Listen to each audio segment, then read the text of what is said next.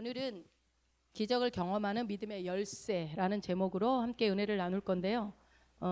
오늘은 첫 번째 열쇠, 오늘 첫 번째 거 하나 보여주고 두 번째 열쇠는 수요일 날 알려드리겠습니다.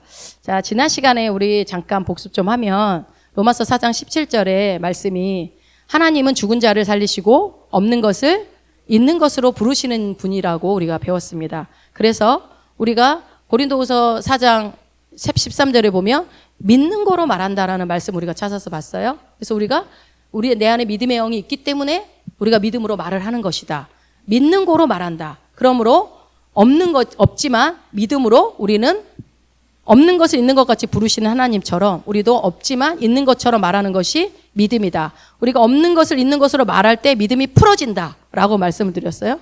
그러니까 믿음이 풀어진다라는 것은 성취되어져 가는 것들을 보는 겁니다. 그래서 구원에 있어서 우리가 뭐라고 그랬었죠? 로마서 10장 10절에 보면 사람이 마음으로 믿어 의에 이르고 입으로 시인하여 구원에 이른다고 했던 것처럼 우리가 입으로 시인하는 것이 굉장히 중요하다. 그래서 우리가 어떤 것을 말해야 되는가에 대한 얘기들을 했죠. 그래서 무엇을 말하고 그랬어요? 믿고 있는 것을 말해야 한다. 문제를 말하는 것이 아니라 어둠을 말하는 것이 아니라 내가 믿고 있는 바 뭐예요? 말씀을 말하라 라는 것을 지난 시간에 했던 말씀입니다. 생각나시죠? 예. 자, 오늘은 여러분과 함께 기적을 경험하는 믿음의 열쇠라는 제목을 가지고 은혜를 나눌 건데요. 하나님은 먼저 여러분들이 말씀 풀어 들어가기 전에 전제하고 알고 계셔야 될 거, 받아들여야 할 거 뭐냐면 하나님은요, 우리의 삶 가운데 저와 여러분의 각 개개인의 삶 가운데 무엇을 행하기 원하신다? 기적을 행하기 원하신다는 거예요. 하나님은 정말 기적을 좋아하시고 기적을 풀기를 원하십니다. 그래서 이 기적을 경험하기 위해서는 무엇을 사용해야 될까요? 믿음을 사용해야 되겠죠. 기적을 맛보기 위해서는 믿음을 사용해야 한다. 그래서 히브리서 11장 6절에 보면은 뭐라고 나와 있죠?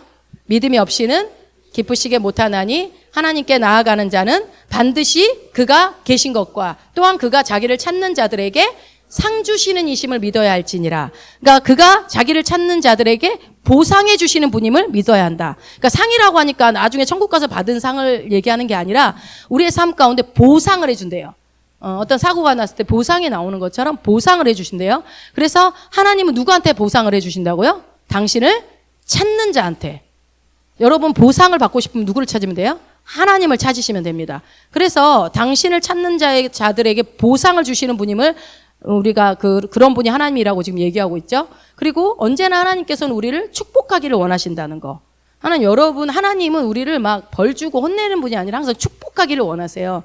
부모가 자식이 잘 되는 걸 늘 바라고 좋은 거 주기를 기뻐하듯이 하나님은 인간의 부모와 비교할 바가 되겠습니까? 훨씬 더 큰 마음으로 우리를 축복하기 원하시고 여러분을 보상하기를 원하신다는 겁니다. 이것을 여러분들이 믿으셔야 돼요. 그러니까 여러분 우리가 신앙생활 잘하는 잘하는 사람들의 특징을 보면 뭐냐면요. 그러니까 잘한다는 표현도 또 그러네. 신앙생활을 온전하게 하시는 분들의 특징을 보면 사랑을 받을 줄 알아요. 하나님의 사랑을 받을 줄 아는 게 첫 번째 여러분 신앙은. 내가 누군가를 섬기고 뭔가를 알고 뭐 어떤 기도응답을 많이 이거는 둘째 치고요. 하나님의 사랑을 받을 수 있어야 돼요. 근데 대부분이 막 저 같은 것이 막 이 겸손이 아니에요. 하나님은 우리를 축복하기 원하시고 보상하기를 원하신다는 거. 그래서 하나님은 언제나 나를 좋은 것 주기를 기뻐하신다는 것을 여러분들이 마음에 믿으시기 바랍니다. 그래서 여러분들이 꼭 알아야 할 것은 이 축복과 보상은 하나님이 우리에게 주시고자 하는 이 축복과 보상은요. 무엇으로만 누릴 수 있다? 반드시 무엇으로만? 예, 믿음으로만. 축복과 보상. 여러분 우리가 축복도 받고 싶고 보상도 받고 싶죠? 그것이 무엇으로 받을 수 있다? 믿음으로만 누릴 수 있다. 그러니까 이 믿음으로 축복을 경험하는 것이 뭐라고 그래요? 그러면 이 믿음으로 우리가 무엇을 경험한다고요? 축복을 경험해요. 이 축복을 경험하는 이 과정을 뭐라고 그래요? 전체를 보면 이거를 그렇죠. 기적이라고 합니다. 벌써 이제 설교 다 끝났네. 다 알았어요?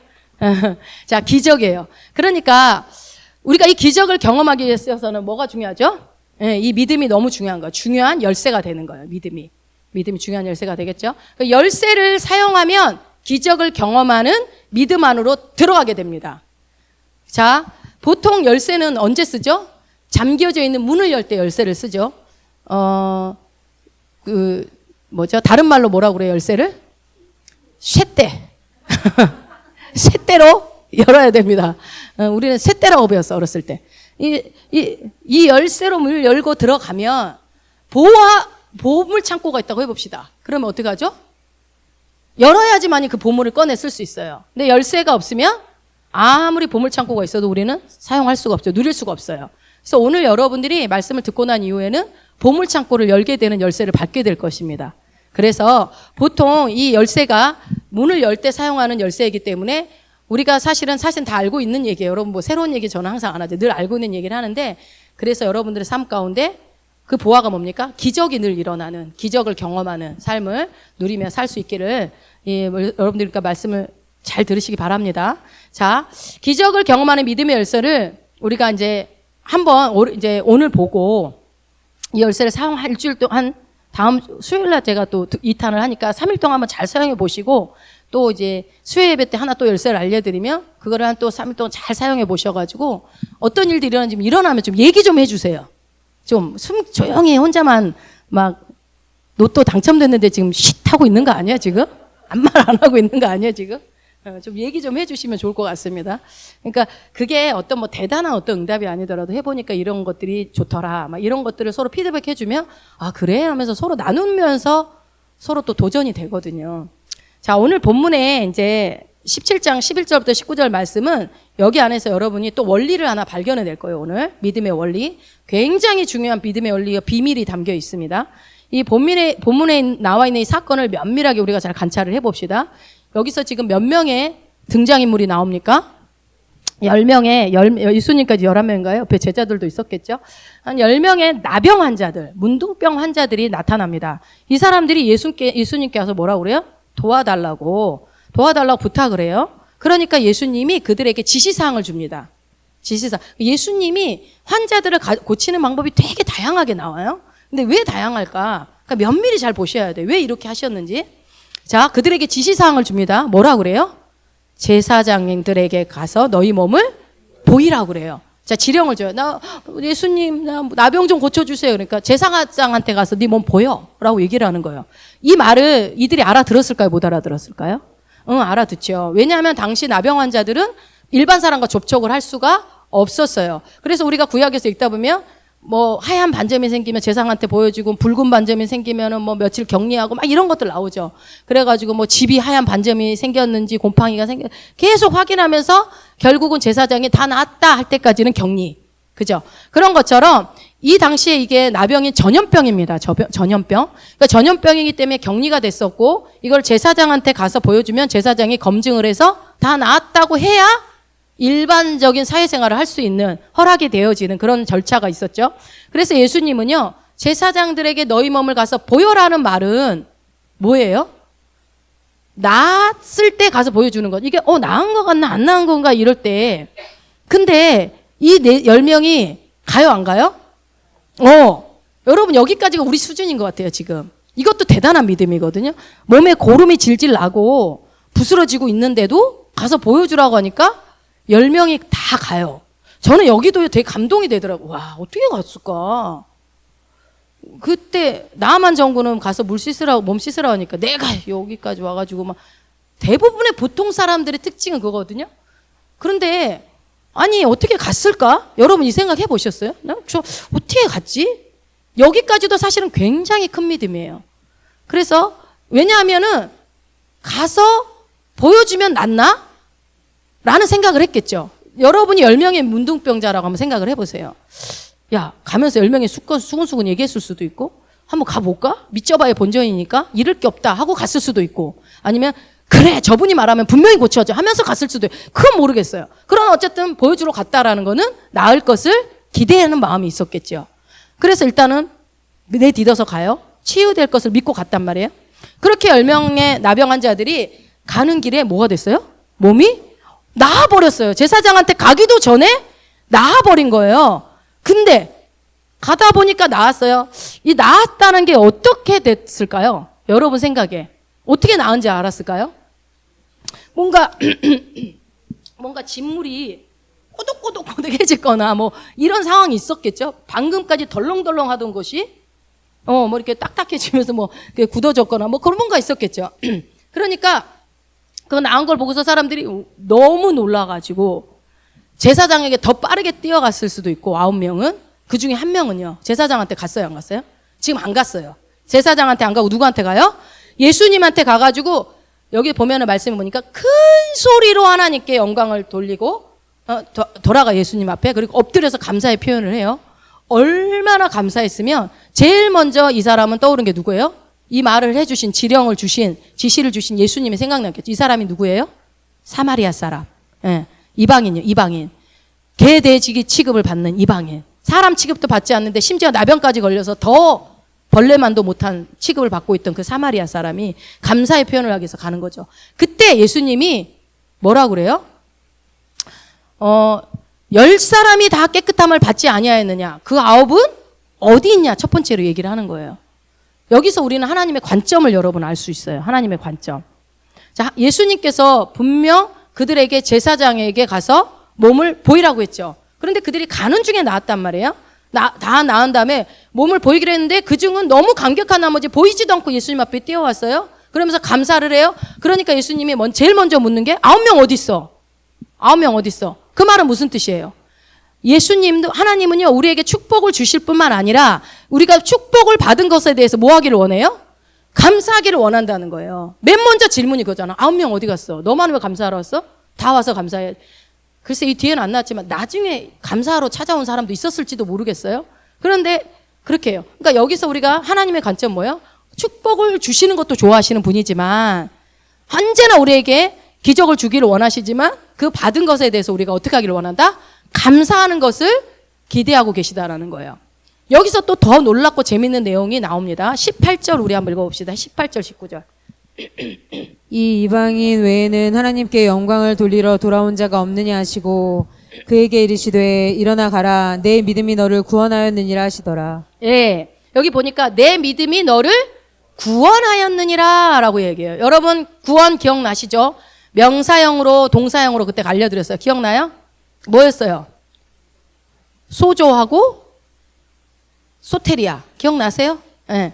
소테리아는 명사형이고 소조는 동사형으로 헬라어로 소조. 그래서 여기가 이 소조라는 단어거든요. 그럼 뭐예요?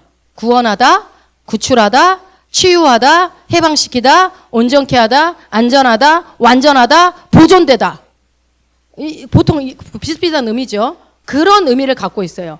내 믿음이 너를, 그러니까 다른 말로 하면 어떻게 돼요? 내 믿음이 너를 온전하게 하였느니라. 내 믿음이 너를 구원하였느니라. 내 믿음이 너를 치유하였느니라. 내 믿음이 너를 해방하였느니라. 내 믿음이 너를 완전케 하였느니라. 내 믿음이 너를 부욕케 하였느니라. 내 믿음이 너를 평안하게 하였느니라. 이 구원에는 총체적인 구원이라고 그랬죠. 이 구원 안에 다 들어있는 거예요. 그러니까 여러분 알다시피 봐봐요. 나병은 어떤 병이죠? 막 코가 뚝 떨어지고 부스러지는 병이에요. 막 부스러져 버려. 떨어져 나가요. 신체가 많이 막 훼손되는 병이란 말이에요. 그래서 온전치 못해요. 그러니까 나병으로 깨끗해졌다라는 것이 그 9명이 여러분 손가락이 떨어져 나간 사람도 있겠죠. 뭐 팔이 떨어져 나간 사람도 있을 거고 그 사람들이 깨끗해졌다라는 것이 우리가 생각해 볼 필요가 있어요. 다 없는 손가락이 생겨났느냐 아니면 그냥 그 바이러스만 전염병의 바이러스만 멈췄느냐 그 차이를 한번 생각을 해보세요.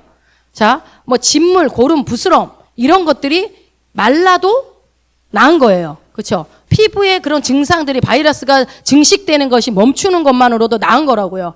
그런데 더 이상 그 사람들은 더 이상 번식되지 않은 것만으로도 나았기 때문에 너무 기쁘고 감사하고 얼른 제사장으로 더 뛰어갔겠죠. 그런데 여기서 보니까 너의 믿음이 너를 온전하게 하였느니라. 너의 믿음이 너를 해방시켰느니라. 무슨 차이가 있겠어요? 돌아온 한 명에게는 우리가 유추해 봤을 때 아마도 완벽한 멀쩡한 정상인으로 피부가 다 깨끗해졌을 것이다. 흔적도 없이. 그쵸? 그걸 여기서 단순히 여러분 이 사람이 천국 가는 구원을 말하겠습니까? 아니잖아요. 여기서 이 구원은. 그죠? 그러니까 예수님이 이 나병 환자에게 너는 이제 모든 피부가 완벽해질 거야. 너는 완전해질 거야. 너는 완전히 정상인과 똑같이 건강해져. 깨끗해졌어. 라고 얘기하는 거예요. 그러면 그 순간 어떻게 됐을까요? 분명히 그 한 명은 그 9명도 나았어요. 그렇지만 떨어져 나간 거는 제가 보기에는 그대로일 것 같아요. 그대로 그 진물만, 바이러스만 없어졌을 것 같아요. 근데 왔는데 왜냐하면 하나님이 감사하니까 어떻게 됐어요? 더 많은 복으로 또 주는 거예요. 더 큰 복으로. 더 많은 축복, 더 엄청난 축복. 완전히 예전에 문둥병을, 나병을 앓은 것이 흔적도 없게끔 완벽한 구원이 이루어진 거예요. 우리가 새로운 피조물이 됐다라는 것이 뜯어 고쳐진 것이 아니라 리모델링이 아니라 완벽하게 새 사람이 된 것과 같은 구원을 누가 얻은 거예요? 이 한 명 이방인 사마리아 사람이 얻은 겁니다. 여러분, 이 말씀을 통해서 우리가 확인할 수 있는 것은 기적을 경험하는 믿음의 열쇠가 뭔지가 지금 나왔습니다. 뭐예요? 하나님께 뭐를 드려요? 감사. 오늘 여러분께 제가 드리는 열쇠는 감사입니다. 이 열쇠가 다 있을 거예요. 자, 이거를 어떻게 사용할지 우리가 이제 그걸 또 구체적으로 볼게요. 이 감사를 드린 거예요. 감사를 드리는 것이 하나님께로부터 기적을 계속 받을 수 있는 비법, 비밀의 열쇠, 아주 중요한 열쇠라는 거예요, 이게. 자, 그리고 우리가 히브리서 11장 6절 말씀을 본 것처럼 뭐라고 그랬어요? 하나님이 기뻐하는 것은 뭐 할 때만 기뻐한다고요? 믿음으로 할 때만. 믿음으로 할 때 하나님이 기뻐하신다고 그랬어요? 그렇다면 예수님이 9명 어디 있어? 라고 묻는 그 질문은 어떤 걸까요? 감사하지 못한 그 사람들의 태도에 대해서 화가 나신 걸까요? 아니요. 우리 하나님은 그러신 분이 아니에요. 예수님은. 화가 나. 이것들이 감사하다라 어디 갔어? 이게 아니라 우리가 육신적으로 인간적으로 우리는 그럴 수 있다고 생각할지 모르지만 그들도 뭐예요? 너희 그 9명도 같이 와서 똑같이 감사했으면 어떻게 됐을 것이다? 완전한 구원까지 이뤘을 거 아니냐. 흔적도 없이 다 그거 나왔을 텐데 안타까운 거예요. 야, 9명 왔어. 어디 있어? 딱 이제 돌아왔을 때 아마 예수님이 네 제사장들에게 가서 몸을 보여 그럴 때 돌아오면 완벽한 구원을 선포하시려고 했던 계획이었던 것 같아요. 근데 한 명밖에 안 온 거예요. 그러니까 제일 먼저 보자마자 9명 어디 갔어? 안타까운 거예요. 다 정상적으로 만들어주고 싶었거든요. 우리 주님의 마음이 그래요. 여러분 누구 한 사람만 사랑하고 그게 아니라 그 문둥병자들 평생 얼마나 고통스러웠겠어요. 사람 대접 못 받고 살았던 그들에게 하나님은 완전한 구원을 선물해주고 싶었다고요. 저 밖에 있는 예수를 모르고 살아가는 그들에게 예수님은 얼마나 이 구원을 주고 싶으시겠어요. 그런 것처럼 그들도 와가지고 똑같이 감사를 드렸다면 온전함의 축복을 같이 경험했을 것이기 때문에 너무 아쉬웠다는 그 아쉬움의 표현으로 여러분이 읽으시면 됩니다.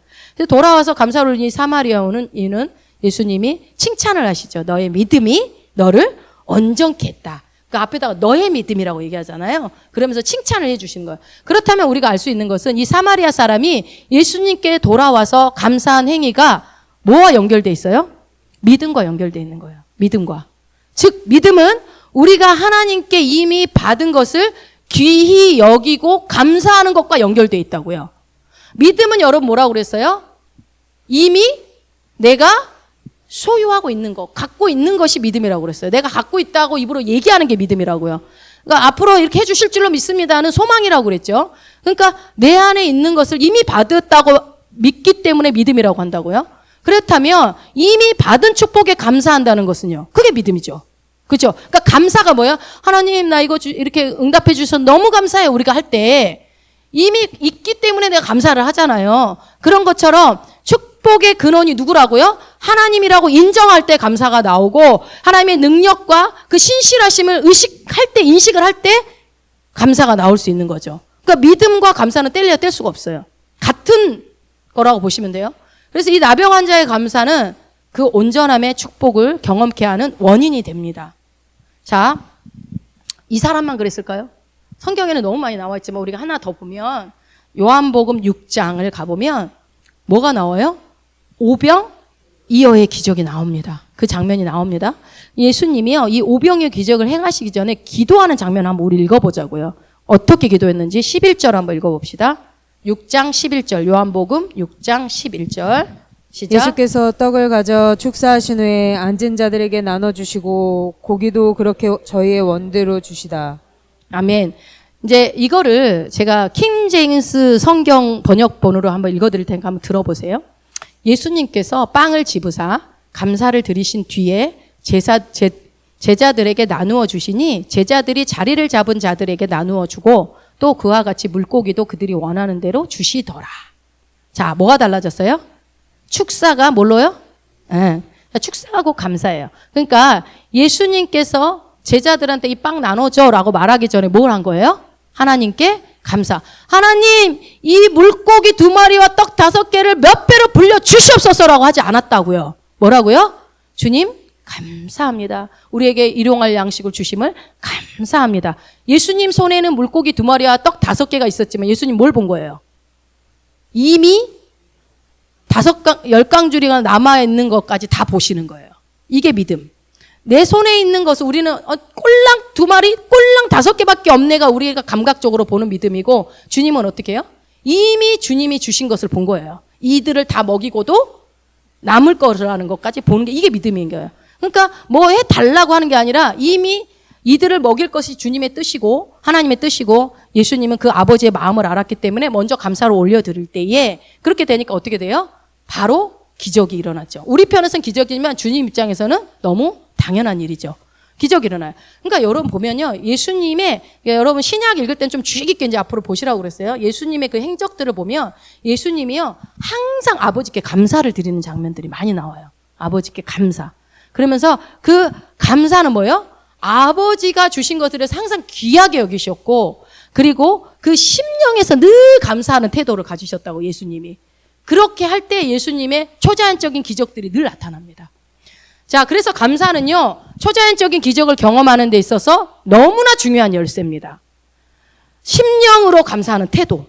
그러니까 하나님께서는요, 그렇게 기도할 때, 그러니까 그냥 감사가 아니라 내 마음, 내 영으로 하는, 여러분 찬양도 하나님 받으신 찬양은 영으로 하는 찬양이라고 그랬어요. 입으로 하는 거 아니고 영으로 하는 찬양을 주님 받으시는 것처럼 감사도 내 심령 안에서 하는 감사를 드릴 때, 내 영으로 감사를 드릴 때에 주님이 어떻게 해요? 들으시고 그것을 더 많은 것으로 채워준다는 것이 원리입니다. 이게 믿음의 원리입니다.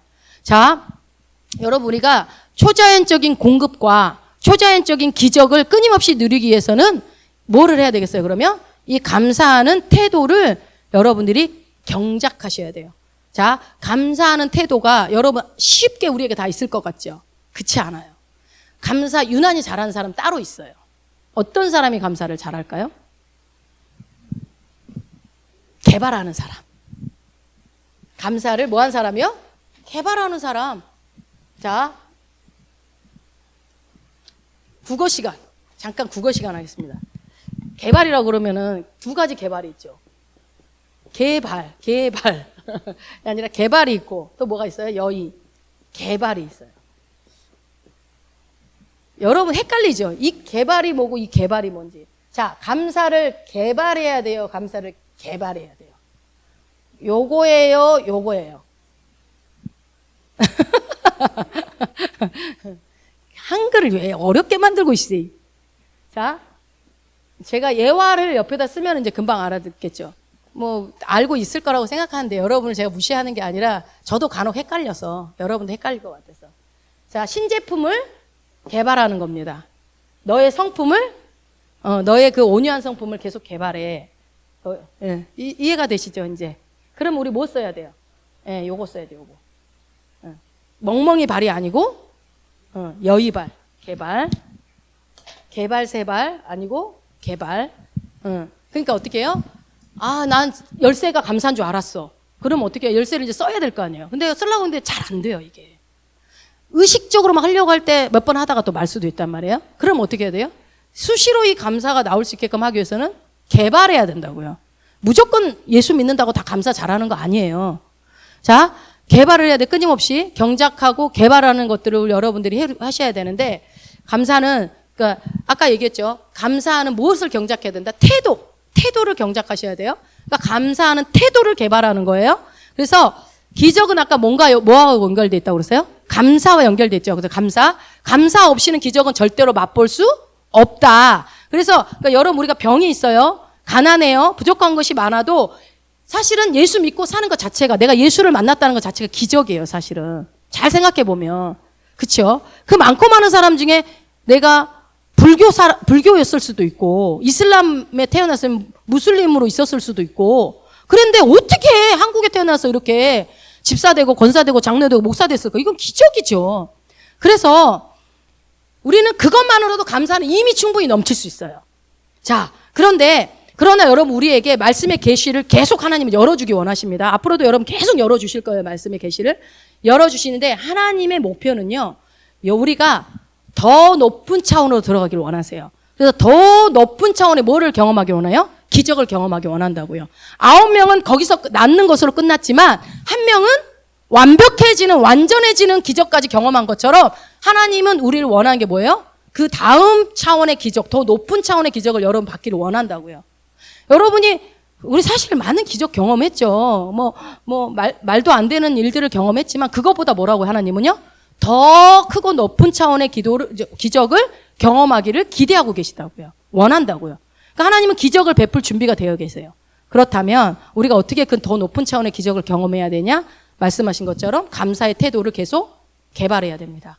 자, 그거는 이제 뒤가 좀 말씀드릴게요. 더 높은 차원의 기적을 여러분 경험하기 원하시죠? 진짜로 원하세요?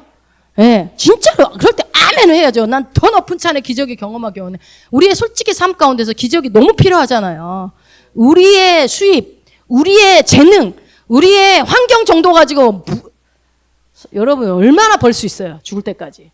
얼마나 건강할 수 있고 얼마나 형통할 수 있냐고요. 모든 게 다 주님의 기적이 아니면 힘들죠. 그렇다면 여러분들이 더 높은 차원의 기적을 경험하기 원하신다면 우선은요. 반드시 이제 첫 번째 알려드릴게요. 감사의 태도를 개발하는 방법. 첫 번째는 여러분들이 이미 받은 지금 수준에 우선 지금 수준의 여러분들 수준에서 경험하고 있는 것들을 먼저 귀하게 여기는 마음이 있어야 돼요. 이미 받은 것에 대한 귀하게 여기는 마음. 그리고 어떻게 해요? 진심으로 내 심령으로부터 감사를 하는 훈련을 해야 돼요. 심령으로부터.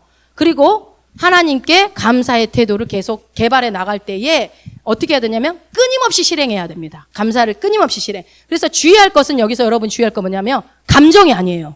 늘 얘기하지만 여러분 감정이 아닙니다. 감정으로 하는 것도 아니고 테크닉도 아니고 립서비스도 아니에요. 하나님 해주시니까 할렐루야 감사 이게 아니라고요. 심령으로부터 진짜 감사. 그래서 진정한 감사의 핵심은 매일매일의 삶에서 이제 우리가 매일매일의 삶에서 내가 복음으로 구원받은 거에 대해서 그 혜택들도 감사하고 또 끊임없이 이제 감사하는 태도를 경작하기 위해서는 여러분 우리가 내가 받은 축복들을요 이제 어떻게 아까 뭐라고 그랬어요? 감사하기 전에 이미 받은 것들에 대해서 내가 귀하게 여기는 마음이 있어야 된다. 첫 번째. 그리고 두 번째는요 뭐 하냐면요 이 축복들을 내가 이미 받은 것들을 계수해야 돼요. 헤아리시라고요. 세봐야 돼요. 있어 하고 대충이 아니라 뭐더라? 내가 뭐 하나님께 받았더라? 너무 많죠. 계수해보는 거예요. 이미 받은 것들을 세보는 거예요. 한 번 세고 말지 말고 계속 세보는 거예요. 그리고 또 내가 받은 축복들을 계속해서 세어보고 그것을 당연하게 여기는 것이 아니라 어떻게 뭐라고요? 귀히 여기면서 그것을요 뺏기지 않겠다는 마음으로 그것을 여러분들이 붙잡아야 돼요. 뺏기지면 안 돼요. 근데 이미 줬는데 뭘 뺏어가? 아니요. 뺏길 수 있어요. 그래서 감사가 사라지는 거예요. 자, 내 마음으로 축복의 근원이신 하나님께 마음을 담아서 끊임없는 감사를 여러분들이 하는 태도를 취해야 되는데 그렇게 하다 보면 우리는 어떻게 되냐면요. 점점 더 하나님께 감사하는 태도가 개발이 됩니다. 하려고 하면 됩니다. 여러분 안 하면 절대 안 돼요. 근데 하려고 하면 하나님이 우리는 일만 하는데 99를 항상 해주신다니까요. 자, 그래서 어떻게 해요? 이제 여러분 제가 이제 어떤 게 제가 이제 이 말씀을 전할 때 여러분들한테 저는요 실전에 할 수 있는 직접 적용할 수 있는 방법들을 알려주려고 말씀 많이 드린 게 뭐냐면 정말 저는 너무 말씀이 늘 막연했거든요. 기도하라, 말씀 봐라. 맨날 기도와 말씀으로 끝나는데 삶에서는 제가 어떻게 살아야 될지도 모르겠고 맨날 어려운 거예요. 젊었을 때 항상. 도대체 어떻게 하면 진짜 구원이 완성되는지도 모르겠고 진짜 이렇게 하다가 천국 갈지도 못 갈지도 모르겠다는 어떤 구원의 어떤 근본도 헷갈리고 그런 삶을 오래 살다 보니까 이제 제가 그런 경험이 있다 보니까 제가 답답했던 부분들을 여러분들한테 생생하게 설명을 해드리려다 보니까 좀 설교가 길어지니까 여러분이 좀 이해를 하세요. 좀 적용을 하시라고. 그냥 막연한 말씀이 아니라 그냥 오늘 말씀 좋다 이게 아니라 실제로 살아내야 되기 때문에 그래서 우리가 데살로니가 전서 잘 아는 말씀 한번 가보시죠. 데살로니가 전서 5장 한번 가보세요. 16절부터 18절까지 같이 읽습니다. 시작. 항상 기뻐하라 쉬지 말고 기도하라 범사에 감사하라 이는 그리스도 예수 안에서 너희를 향하신 하나님의 뜻이니라. 예, 여기 보니까 항상 기뻐하고 쉬지 말고 기도하고 범사에 감사라고 하나님이 그랬어요. 이것이 누구의 뜻이래요? 우리를 향한 하나님의 뜻이래요. 그게 뜻이 그러니까 너 기뻐해! 쉬지 말고 기도해. 범사에 감사해라. 안 하면 죽는다. 이게 아니라 하나님은 이렇게 하라고 하실 때 뭐라고 그래요? 그것에 이 딸은 우리에게 주신 축복들이 기적들이 오기 때문에 이거 하면 너희들이 기적을 경험할 수 있기 때문에 말씀하시는 거죠. 그 다음에 여러분 21절을 가보세요. 물론 이제 19절, 20절에 이제 성령 그런 얘기 하고 난 다음에 21절에서 그 다음에 뭐라고 그래요? 범사에 헤아려 좋은 것을 취하고. 예. 그것들을 이제 이게 쫙 해놓고 나서 21절에 하는 말이 뭐냐면 범사에 헤아려 갖고 좋은 것을 취해라 라고 얘기를 합니다.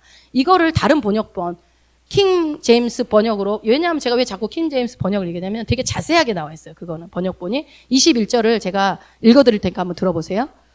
모든 것을 시험해보고 선한 것을 굳게 붙들라. 모든 것을 시험해보고 선한 것을 굳게 붙들라 라고 되어 있어요. 영어 성경에 보면 여기 뭐라고 되느냐, 굳게 붙들라. 이거를 꽉 잡는다, 고정시키다. 이 뜻으로 hold fast. 그러니까 꽉 붙잡아야 된다. hold fast가 그 뜻이거든요. 꽉 붙잡는다. 고정돼가지고 더 이상 움직이지 않게 고정시켜버린다라는 거예요. 못으로 박는다. 막 이런 뜻이거든요. 그러니까 뭐라고 그래요? 강하게 붙잡으라는 거예요. 뭐를 강하게 붙잡으래요? 좋은 것을 강하게 붙잡아라. 좋은 것을 강하게 붙잡는 태도는요, 우리가 감사를 개발할 수 있는 거예요. 개발하는 방법이에요. 자, 좋은 것을 붙잡으면 뭐가 된다고요? 감사가 개발된다고요. 자, 개발하는 방법을 알려드렸어요. 또 그래서 그 좋은 것을 강하게 붙잡고 있을 때 우리는 어떻게 해요? 계속해서 감사하는 태도가 유지가 돼요.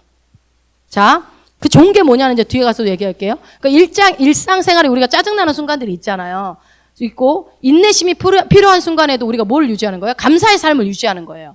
그래서 하나님의 축복을 경험하고 그렇게 할 때 기적을 경험할 수 있는데 우리가 대부분 거기서 감사를 못해요. 짜증나면 짜증을 내버리고 화가 나면 화를 내버리기 때문에. 그래서 저는 이거는 이제 저의 꿀팁입니다. 저는 이제 지금 굉장히 감사 많이 하고 살거든요. 감사할 일이 있어서 감사하는 게 아니라 제가 루틴을 정했어요. 내 삶의 루틴. 어떤 거냐면 저는 항상 모든 끝에 감사를 답니다. 화가 나도 짜증나. 이거 왜 이러는 거야? 그래도 주님 감사해요. 이렇게요. 짜증나는 얼굴로 감사해요. 피곤해. 그래도 감사해요. 이걸로 저는 마무리합니다. 항상 마무리를. 아이고 죽겠다. 아이고 주님 감사해요. 이렇게 갑니다. 이거는 제가 이제 감사하는 삶을 살고 싶어서 끝에다 항상 마무리를. 그러니까 우리 서연이가 옆에서 그래. 아이고 피곤해 죽겠다. 아이고 누우면서 아이고 주님 감사합니다. 그러니까 아니 피곤해 죽겠다면서 엄마 왜 감사해? 나한테 그러는 거야. 감사하지. 그냥 모든 게 감사하지 그냥. 근데 이게 몇 번 하다 보니까 이제 습관이 돼서 항상 끝에 감사가 들어가요. 뭐든지 승질 내놓고도 감사. 근데 이제 승질도 내지 말아야지. 승질도 내지 말고 모든 게 감사해. 그러니까 이게 하다 보면요. 그러면 감사합니다 하고 나면요. 또 그게 또 사그라들어요, 여러분. 그 짜증나는 마음. 이거 신기하대. 그 화나는 마음이 확 사그라들어요. 그래서 유지하게 되면, 감사의 삶을 유지하게 되면 뭐가 된다고요? 기적을 경험하게 된다고요. 그러니 우리는요, 어떻게 해야 돼요? 모든 것을 시험해보고 선한 것을 굳게 붙들라. 이것을 여러분들이 적용하셔야 돼요. 강하게 붙잡고 빼앗기지 않아야 돼요. 그러니까 왜 강하게 붙잡으라는 거냐면 빼앗길 수 있기 때문에. 여러분들이 좋은 것을 강하게 붙잡지 않으면 빼앗는 놈이 있다니까요. 빼앗아가요. 그러니까 우리 손에 여러분 뭔가 이렇게 얘가 이거를 중요한 게 있어요. 그러면은 놓치지 않으려면 어떻게 해요? 꽉 쪄요. 근데 놓으면 팍 떨어져요. 그러니까 꽉 붙잡고 있으래요. 뭐를요? 모든 것을 시험해보고 선한 것을, 좋은 것을. 여러분 우리는요 삶에 좋은 것들이 정말 많아요. 그러니까 뭘 붙들어야 되는지 한번 봅시다. 우리가 굳게 붙잡지 않아요. 근데 그래서 붙잡으라고 얘기해요. 그러니까 사소한 것들, 좋은 것들이 사소한 것들이요 우리 좋은 것들을 다 뺏어가 버린다니까요. 한번 들어보세요. 그러니까 별로 중요하지 않은 것들이 아주 귀한 것들을 뺏어가는 일들이 벌어져요. 예를 들면 가족이 외식을 하러 가기로 했어요. 자 오늘 뭐 먹을까? 오늘은 생일당한 사람이 좋아하는 걸 먹자. 그렇게 했어요. 그래갖고 아빠 나는 그러면 오늘 스파게티 먹을래. 라고 했어요. 그래갖고 밥 식당에 갔어요. 주문했는데 아빠가 스파게티를 먹자고 그래가지고 그냥 소화도 안 되고 막 맛도 없는 꼬막 막 이러면서 이것들이 그냥 부모 생각을 안 해. 나는 이거 소화 못 시키는 거 알아 몰라. 뭐 예를 들어서 그렇다고 해봅시다. 좋은 분위기를 어떤 말 한마디 아니면 애가 와가지고 막 까불까불 하다가 팍 엎질러 버렸네 나온 거를. 그러는 순간 이놈의 새끼 해가지고 화를 버럭 냈을 때 외식이 어떻게 돼요? 그치 이제 막 먹기도 싫고 이제 집에 갔으면 좋겠고 눈치 보다가 꾸역꾸역 먹다 집에 와서 체하고 소화제 먹고 그런 일들이 있어요 없어요? 많아요. 기분 좋게 어디 가려고 했다가 뭐 한마디 때문에 말 한마디 때문에 마음이 완전히 지옥이 돼갖고 너 혼자 가! 안 가! 뭐 이런 일 있어요 없어요? 겁나 많지. 겁나 많죠. 그러니까 봐봐요. 아주 정말 가족과 함께 정말 행복할 수 있는 그 시간을 그 말 한마디 그 애들이 엎을 수도 있지. 그거를 못 참아가지고 이놈이 쉽게 했다가 혈기 냈다가 여러분들이 그렇다는 게 아니라 그런 유의 것들이 있다라는 거예요. 그러니까 작은 거 많은 축복들을 그 중요한 것들을 그 작은 사소한 그 감정 하나 못 참아서 말 한마디를 잘못해가지고 기분을 초토화시켜버리고 온 가족이 다 우울 모드로 만들어버리는 것을 누가 허용해요? 그 당사자가 허용하는 거지 내가. 그러므로 여러분 좋은 것들을 붙들으라는 얘기는요. 뭐 대단한 거를 붙들으라는 게 아니라 내가 가진 좋은 것들을 먼저 인식을 해보세요. 그러면 그거 붙들면 되잖아요. 내가 가진 좋은 것들이 뭐가 있을까요 여러분? 나에게 주신 생명. 너무 여러분 생명 없으면 끝이잖아요. 내가 죽으면 다 필요 없어. 그러니까 여러분 항상 내 영혼이 잘 되기를. 저 영혼도 일단 내가 먼저 잘 돼야 돼. 일단 내 영혼이 잘 돼야 돼. 그러니까 내 생명 주신 거 감사하고 또 뭐 감사해요 여러분? 가정 주신 거 감사하고 또 건강 주신 거 감사하고 또 옆에 왼수 주신 거 감사하고 그 왼수랑 같이 함께 살 수 있게 해주신 거. 원수를 사랑하라고 그랬으니까 다른 말로. 어쨌든 남편, 아내 주신 거 감사하고 또 자식 주신 거 감사하고 새로운 피조물의 복음의 말씀을 듣게 해주신 거 감사하고 그리고 또 구원 주신 거 또 뭐가 있어요 여러분? 많죠? 여러분 태어날 때 아무것도 안 갖고 태어났는데 옷도 많죠. 신발도 많죠. 뭐 다 많잖아. 음식 배고르지 않고 일용할 양식 맨날 주시고 뭐 차도 있고 1억짜리 차도 타고 다니더만 요즘에. 우리 교회는 1억짜리 차. 이야 한번 타봐. 이따가 저 차 타고 갈 거야. 1억짜리 차. 한번 타봐요. 1억짜리. 그냥 살짝만 발라도 샥 나간대. 그러니까 여기 태계원에서 타면 안 되는 차야 저 차는. 고속도로 좋은 데 가서 타야지. 강남 같은 데 길 널찍널찍한 데 가서 타야 돼. 큰일 나요 여기서 30 이상 밟았다가는. 그러니까 그런 무슨 얘기하다 그랬어요? 감사. 아니 나는 그래서 1억짜리 아니 아무리 잠깐 타는 거지만 하나님이 경험해. 그게 뭔지 알아요 여러분? 두 사람 그거 계시를 받았어요? 못 받았죠? 아이고 그렇지. 역시 모태신앙 달라. 우리 권사님 앞으로 하나님이 나에게 그런 좋은 차를 누리게 할 거라는 것을 맛보게 한 거 아니에요. 승차감 좋다. 근데 뭐라 하는지 알아? 탈게 못해. 좋은 거 줘도 싫대. 나한테 버려. 내가 탈게. 그럼 그거 고치려면 힘들고. 여러분 1억짜리 타면 그 고치는 능력 없겠어요? 참말로 나는 고칠 거 힘들까 봐 나는 쬐깐한 차 탈 거야. 그러세요 그럼. 그러세요. 네, 이게 그러니까 저 항상 긍정적으로 보라는 거예요. 뭐 꼭 그렇게 뭐 좋은 차를 탄 것이 성공은 아니지만 와 하나님이 이걸 경험해 주시는 것이 뭐 아무한테나 경험해 주는 게 아니잖아요. 경험하면서 좋은 차를 내가 타게 하는 것이 아버지 뜻이 여러분 우리가 좋은 차 타기 원해요. 권사님 그 차 이 집 차였으면 좋겠죠. 좋겠죠. 그러니까 부모는 봐. 야. 그러니까 부모 마음이 하나님이 우리한테 그런 마음이라니까요. 그런 마음이에요. 이게 실제적으로 여러분이 그러니까 나는 그렇게 생각해. 항상 여러분 보면요. 어떻게 의미를 부여하냐. 여러분이 두 사람 맨날 그거를 아침마다 같이 읽는데요. 새로운 피조물의 기도문을 같이 서로 읽고 선포하고 하니까 하나님이 조금씩 알려주는 거예요. 보여준다니까요. 경험케 하고 그러면서 그래. 우리 하나님은 나에게 이런 것도 주시는 분이고 앞으로 이것이 내 것이 될 거라는 것들을 내가 믿음으로 취해야겠다. 이런 것들 항상 여러분들이 열려진 것으로 받아들이라니까요.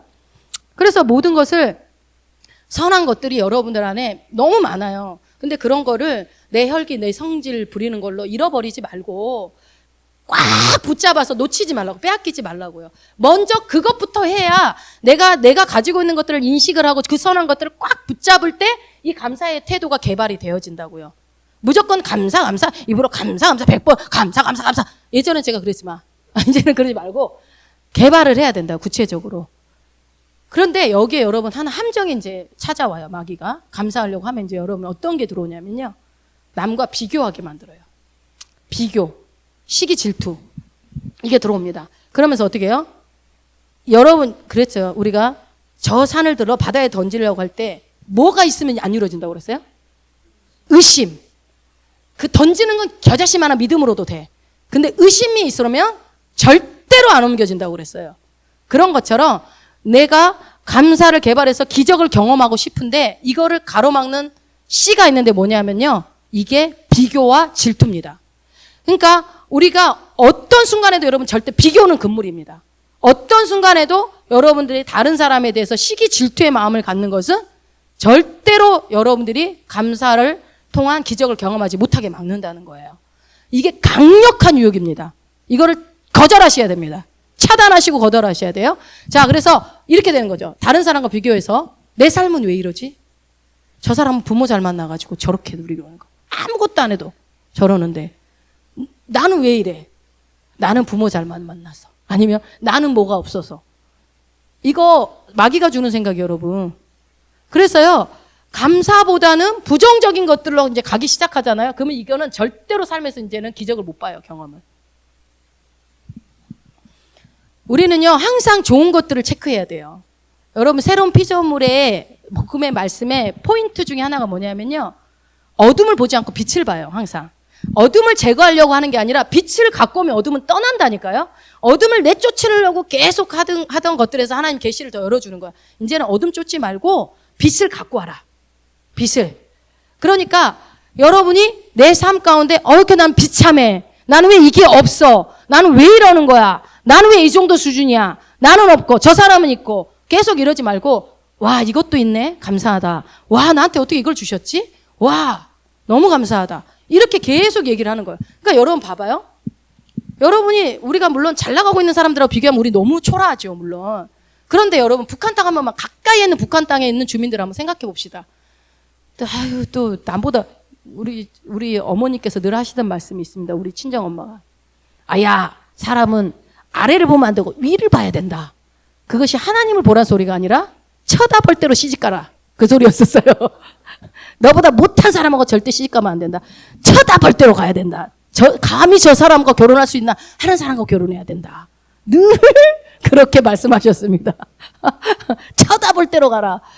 그것을 주님을 쳐다봐라 했으면 얼마나 좋았겠습니까?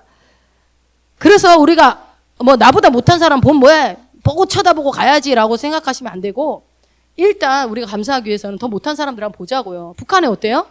신앙의 자유 있어요? 우리는 마음껏 예배드리고 찬양하고, 이것만으로도 벌써 우리는 게임 끝이에요. 신앙의 자유.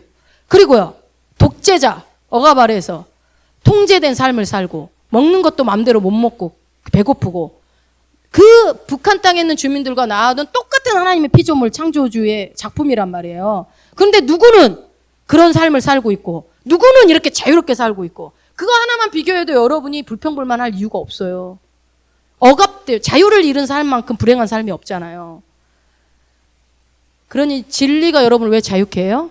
율법에 묶여 살지 않고 이제는 하나님의 은혜가 작동되는 삶을 살기 때문에 여러분이 자유한 삶을 사는 거예요. 근데 그 자유가 묶여버렸잖아요. 거기는 종교의 자유, 모든 어떤 자본주의의 모든 자유가 묶여버렸기 때문에 그들의 생활 수준은 여러분 어때요? 여러분 우리나라 생활 수준이 어느 정도인지 아세요? 저는 탑 1% 안에 들어간 전 세계 탑 1%예요, 우리가.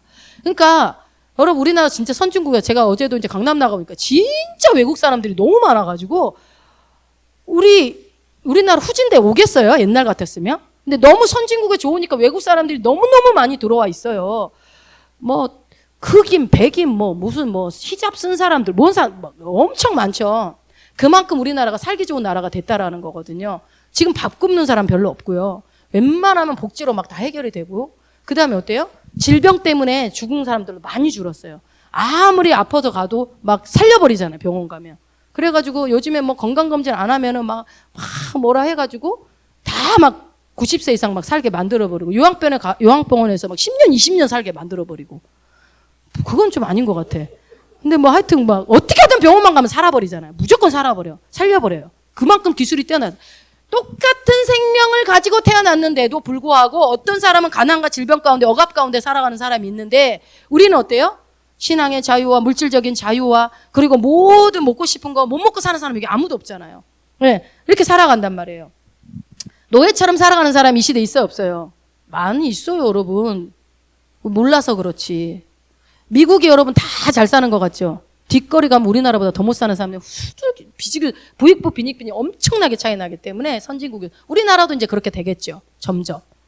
그래서 여러분 우리는 살기 좋은 나라 속에서 신앙의 자유를 누리고 복음을 알므로 인해서 구원받은 축복을 우리는 이미 천국을 소유하고 살아가는 전제가 되었단 말이에요. 이것만으로도 우리는요 하나님의 자녀로 살아가고 하나님과 늘 교제하며 사는 이 삶만으로도 여러분은 이미 로또에 당첨된 것과 같은 기적의 삶을 살고 있는 거고 또 거기서 더 나아가서 심지어 그 하나님을 내 안에 모시고 살고 있어요. 그 창조주가 내 안에 들어와 버리셨어요. 예전엔 바깥에서 관리하시다 이제는 안으로 들어와서 직접 나를 끌고 가는 삶이 됐단 말이에요. 이 엄청난 특권을 인도받고 있고 보호받고 있다라는 것이 여러분 이것이 기적이 아니고 뭡니까? 그러니 여러분 우리가 이거 하나만으로도 내 눈앞에 있는 어떤 일이 펼쳐지더라도 우리는 불평불만이 아니라 영원히 감사할 수밖에 없는 존재라고요. 내 죄가 해결될 것만으로도 얼마나 감사해요, 여러분. 하나님이 예수님이 우리에게 구원을 주실 때 과거의 죄만 해결한 게 아니라니까요. 현재의 죄만 해결한 게 아니라니까요. 과거, 현재, 미래의 죄까지 다 해결했다니까요. 너희의 모든 죄를 용서했다고 돼 있어요. 모든 죄라는 속에는요. 과거, 현재, 미래까지 여러분이 앞으로 지을 죄까지도 이미 다 해결했기 때문에 구원이죠. 그러지 않고야 얘기했잖아요. 애기사 할 때도 계속 얘기했잖아요. 불안해서 어떻게 살아? 다음에 내가 무슨 죄를 질지 알고. 그 죄를 안 져야 내가 구원이면 구원 받지 않은 거죠, 여러분. 근데 여러분 구원 받았어요, 안 받았어요? 어떻게 죄 하나도 안 져요? 그러면? 그 말이 아니잖아요. 그러니까 이미 우리를 모든 죄로부터 해결해서 죄에서 자유케 되는 자로 우리를 만들어 놨다라고 여러분들이 믿으신다고 한다면 그 죄 문제가 해결된 것만으로도 우리는 엄청난 자유와 특권과 감사로 살 수밖에 없는 존재라는 거예요. 이거를 여러분 뺏기면 안 된다고요. 이거를 절대 뺏기면 안 돼요. 그동안은 여러분들 뺏겼다면 이제는 그것을 선한 것을 꽉 붙잡아서 고정시켜서 이 행복을 빼앗기지 않도록 여러분들이 시작하는 것이 감사의 태도를 개발하는 첫 번째 준비예요. 그래서 굳게 붙잡으면 절대 빼앗기지 않습니다.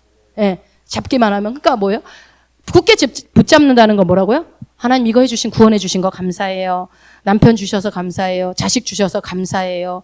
하나님 이런 자녀 주셔서 그리고 이 자녀가 이렇게 해주셔서 너무 감사해요. 우리가 건강 주셔서 감사해요. 이것들을 계속 하는 것이 붙잡는 거라고요.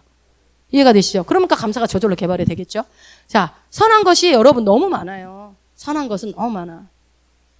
그러니까 여러분 나 구원받은 거 하나님 너무 감사해요. 우리가 아까 찬양했어. 날 구원하신 주 감사하는 것처럼 내가 그게 안 나오면 그 찬양을 반복해도 되겠죠. 거기에 많은 것들이 감사가 있으니까 구원받은 축복을 굳게 잡으시기 바랍니다. 그리고 부부관계에서 배우자의 좋은 것만 잡으세요. 나쁜 거 잡지 말고 좋은 것만.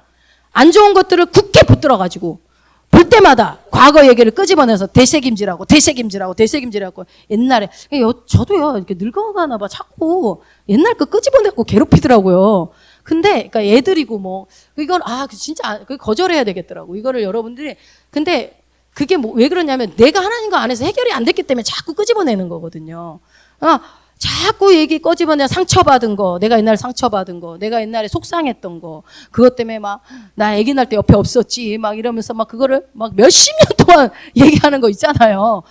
그러니까 그런 거 이제 그만 얘기하고, 남편이나 아내나 좋은 점을, 자식의 좋은 점을 자꾸 얘기하라고요. 너는 참, 제가, 이 부분이 아직은 저도 많이 해야 될 부분인 것 같아요. 훈련해야 될 부분인 것 같아요. 그러니까 아이들에 대해서 참 좋은 부분들이 저는 우리 아이들이 참 좋은 점이 많다고 생각을 하거든요. 그런데 이제 부모는 자꾸 어떤 책임감 때문인지 몰라도 자꾸 이렇게 못한 것을 지적을 해요. 너 이거 고쳐야지, 이거 하지 말아야지 이렇게 자꾸 얘기를 해요. 어제도 이제 뭐 좀 이거는 고쳐야 되지 않겠니 얘기를 해주면서 제가 말씀 준비를 그렇게 해놓고도 이렇게 하면서 물론 이제 가르칠 건 가르쳐야 되는 게 맞지만 좀 더 좀 이렇게 적극적인 방법이 없을까? 이런 생각들을 제가 이제 속으로 했어요. 얘기를 해놓고. 다음부터는 그러면 너는 참, 서정아, 너는 참 빨래를 이쁘게 너무 잘 개. 이 얘기를 자주 해줘야 되겠구나. 정말 빨리 잘 개거든요. 진짜 이쁘게 잘 개거든요. 양말, 팬티 아주 기가 막히게 이쁘게 잘 개요. 그래서 항상 빨래는 쟤한테 개라고 하는데 그런 얘기들을 자주 해줘야 되겠구나. 오히려 잘하는 거. 서준아, 너는 잠을 참 깊이 푹 잘 잔다. 건강하구나. 우리 서준이 운동을 열심히, 뭐 하나 하면 열심히 해요. 적극적으로 열심히. 넌 참 적극적으로 열심히 하는구나. 좀 이런 것들을 좀 계속 얘기를 해줄 걸. 저도 한 번 얘기하고 1년에 한두 번 얘기할까 말까 하는 게, 이거를 안 하니까 자꾸 뭔가 지적할 일이 생기는구나. 이런 생각을 제가 어제 깨달았어요. 그러니까 여러분도 진짜 부모니까 내가 이렇게 잘 가르쳐야지라는 생각은 좀 뒤로 접어놓고 아이들이 뭘 잘하는 게 있으면 또 얘기해주고 또 얘기해주고 또 얘기해주고. 그러니까 맨날 하는 밥인데 오늘 밥은 진짜 맛있다. 밥 진짜 맛있게 잘했다. 기분 좋아요, 안 좋아요? 밥순이들이요. 좋지요. 좋아. 좋은데 절대 얘기 안 하잖아. 맨날 먹는 밥. 똑같이 난 밥맛을 몰라. 근데 우리 서한이가 그거 되게 잘해요. 엄마 너무 맛있다. 진짜 맛있다. 막 해. 그러면 막 그릭 요거트 하나. 맛있다. 막 저 맨날 그릭 요거트 만들 준비해요. 이게 그렇게 되더라고. 그렇게 돼요. 맛있다 하면 칭찬을 들으면. 그래서 칭찬은 누구를 춤추게 해요? 고래를 춤추게, 고래를. 책으로까지 나와버렸어. 칭찬이 하도 좋아. 그러니까 이거를요, 좋은 것들을, 좋은 모습들을 지키는 방법 중에 하나는 계속적인 좋은 것들을 계속 말하고 얘기해 주는 거. 그게 붙드는 거예요, 여러분. 좋은 것들을. 오늘 가서 여러분 숙제, 자식이건 남편이건 아내건 좀 칭찬 한 10가지씩 해주세요. 한 가지도 없어요? 그러면은 그냥 뭐 이쁘다, 얼굴 뭐 아무거나도 해요. 아유, 살쪄서 좋다. 뭐 이렇게라도, 뭐라도 얘기해 주세요. 나는 배 나온 것도 사랑해. 뭐 이렇게라도. 그래서 여러분 또 부모도 부모에 대해서도 좋은 부분에 대해서 나를 생명 주신 부모, 나에게 어떤 덕을 안 좋았어도 나한테 뭐 해준 것도 없어도 그분이 내 통로였잖아. 내가 나오는 통로. 그러니까 그것만으로도 감사할 수 있고 그것을 붙잡는 거예요. 건강도 마찬가지. 여러분 뭐 여기도 안 좋고 저기도 안 좋고 그런 얘기 하지 마요. 야, 걸을 수 있어서 감사하다. 이렇게 내가 건강 관리를 잘해서 이렇게 요즘 뭐 관리를 잘할 수 있는 음식들이 너무 잘 나오니까 내가 이렇게 잘해서 건강하게. 당뇨 있으면 어때? 지금 막 직장생활 이렇게 잘하고 있는데. 그럼에도 불구하고 직장생활 잘하게 해주셔서 너무 감사합니다. 계속 이렇게 감사하는 거예요. 그럼 어느 날 당뇨도 사라지지. 그러니까 오늘 하루도 배고프지 않고 살 수 있는 거 감사. 그죠? 살 집이 있는 거. 여러분 집에 갈 때 너무 행복하지 않아요? 뭐 전세고 그런 거 상관없어요. 먹고 자고 쉬고 있을 수 있는 공간이 있다는 거. 그거 감사하죠. 그거 굳게 붙잡으세요. 교회 공동체가 있다는 거. 주일날 이렇게 우리가 예배 드릴 장소가 있고 이렇게 같이 함께 나눌 수 있는 동역자들이 있다는 거. 그것도 굳게 붙잡는 거예요. 감사로. 우리가 무엇이든지요. 여러분 당연하게 여기면 안 돼요. 당연한 건 하나도 없습니다. 당연하게 여기지 않고 하나님의 선하심과 신실하심을 인식하시고 하나님께 계속 감사하시기 바라요. 그래서 하나님께서요. 나에게 주신 너무나 좋은 것들과 이미 나에게 행하신 좋은 일들을 굳게 붙들고 감사함으로 계속 앞으로 여러분들이 전진해 나가시면요. 하나님은요. 더 좋은 곳으로 계속 행하시고요. 그러면 여러분 안에 자연스럽게 기대감이 생겨요. 다음번 하나님 또 뭐 주실까? 이런 기대감들이. 그래서 하나님이 말씀을 믿는다는 것은요. 뭐예요? 결국 그 말씀하신 그분을 믿는다는 거거든요. 그 말씀하신 그분을 신뢰한다라는 거거든요. 그래서 여러분들이 말씀을 잘 알면, 말씀을 읽을 때마다 하나님이 어떤 분인지를 잘 알면 우리가 방금 읽었던 누가복음의 말씀에서처럼 어때요? 그분은 더 완전한 기적을 경험하게 하기를 원하시는 분이라는 걸 여러분들이 말씀을 통해서 배우는 거예요. 그러면 내가 어떤 기적을 하나 받았다면 더 큰 기적으로 나아가야 하는 것이 주님의 뜻이라는 것을 여러분 믿으셔야죠.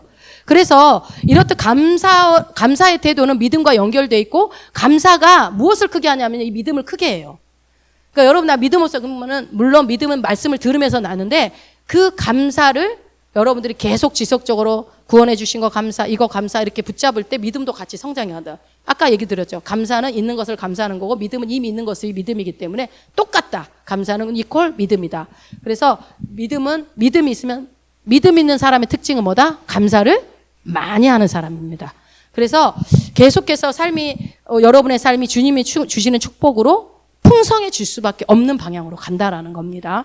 그래서 10명의 나병 환자 중에 예수님께 돌아서 감사를 드린 이 한 명의 나병 환자가 들은 말이, 야, 내가 너 고쳤다가 아니라 너의 믿음이 너를 온전하게 하였느니라 하는 칭찬까지 듣고 온전해지기도 하고, 그렇게 돼서 우리는 이렇게 감사를 여러분 개발합시다. 감사를 연습합시다. 개발하는 것이 연습이 되겠죠? 그냥 감사해야지가 아니라 이 감사가 내 삶에서 기적을 일으킨다라는 것을 기대하시면서 하나님의 초자연적인 축복과 보상을 끌어온다는 것을 믿으시고, 이것들을 매일의 삶 속에서 여러분들이 감사를 하기 위한 그런 노력들을, 감사하는 삶의 태도를 개발하기 위한 것들을 계속 도전하시기 바라요. 의식이 필요해요. 의식적으로 노력하는 거. 받은 거. 첫 번째 뭐라고 여러분 다시 정리해요. 내가 이미 받은 것들을 어떻게 해야 된다? 내가 이미 받은 좋은 것들을 인식하고 지켜야 된다. 꽉 붙잡고 지켜야 된다. 뺏기지 말아야 된다. 그리고 어떻게 해야 된다? 매 순간 여러분 이것도 기억하세요. 매 순간 바른 것을 분별하고 선택하고 꽉 붙잡아야 돼요. 바른 것만, 좋은 것만. 그러니까 자식이든 부모든 옆에 가까운 사람이든 안 좋은 것들을 붙잡지 말고, 내 삶이 일어나는 현상에 내가 계속 기도를 하고 있는데 계속 안 좋은 것들이 있다 하면 그걸 보지 말고 잘 되는 것들을 계속 붙잡으라고요. 말씀을 선택하시라고. 그렇게 하시면, 그러니까 여러분이 만약에 치유를 경험해 본 적이 있어요? 치유를 경험해 본 적이 있다면 치유받았던 것들에 대해서 어떻게 해요? 계속 감사하는 거예요. 예전에 고쳐진 적 있는 것들을 끄집어내서 감사하는 거예요. 아, 하나님 예전에 우리 서정이 아플 때 그렇게 기적처럼 하나님이 다 고쳐서 후유증도 없이 고쳐주셔서 주님 너무 감사합니다. 할렐루야. 막 제가 계속 곱씹어서 하는 것처럼, 또 어떤 그러니까 질병에 대해서 예전에 내가 그랬을 때 뭐가 하나님이 하룻밤 사이에 목이 확 다 돌아가게 그 순간에 다 해적을 주님 감사해요. 그거를 끄집어내서 감사하는 거예요. 그리고 또 어떻게 해요?